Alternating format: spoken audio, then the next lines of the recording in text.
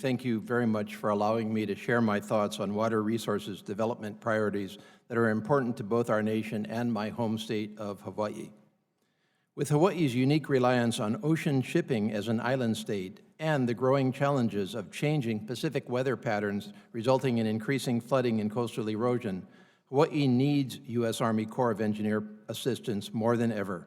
I would like to highlight a few new studies and projects that are critical to protecting our economic lifeline to the world and vulnerable communities.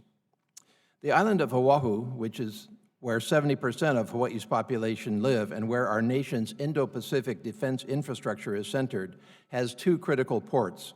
As the main port of Hawaii, Honolulu Harbor receives and distributes all overseas cargo shipments, constituting over 80% of all imports into the state, supports fishing operations and cruise ships, and handles federal maritime activity, including the U.S. Coast Guard's 14th District. The harbor, though, is in need of critical improvements. These modifications will improve transportation efficiency and lessen the impact of cross-channel currents, and we ask for your support. Kalailoa, Barbers Point Harbor, is equally important to Hawaii as it specializes in dry bulk and liquid bulk cargoes and provides space for ship maintenance and repair services that cannot fit in Honolulu Harbor. With increased congestion causing berthing conflicts between dry and liquid bulk shipments, the harbor facilities must be expanded, and we ask for your support. My state is also experiencing increased flooding from severe storms that place lives and property at extreme risk.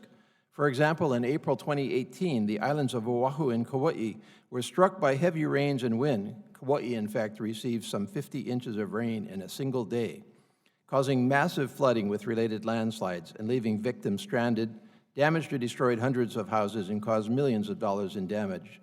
These risks will likely continue to increase as we see increased hurricane activity in the Pacific and other weather changes.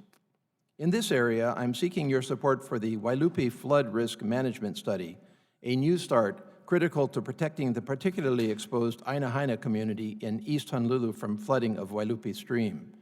A 100-year flood of that stream would not only risk lives and widespread residential and commercial property damage, but would sever Kalanianaole Highway, which is the main and only artery around the island.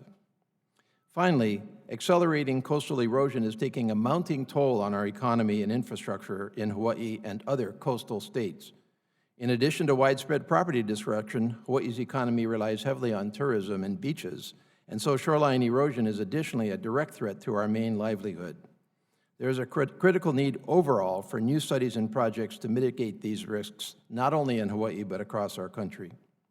Thank you very much for your time and your full consideration of these proposed studies and projects to address critical Hawaii concerns as this committee reauthorizes the Water Resources Development Act. I thank you and yield back.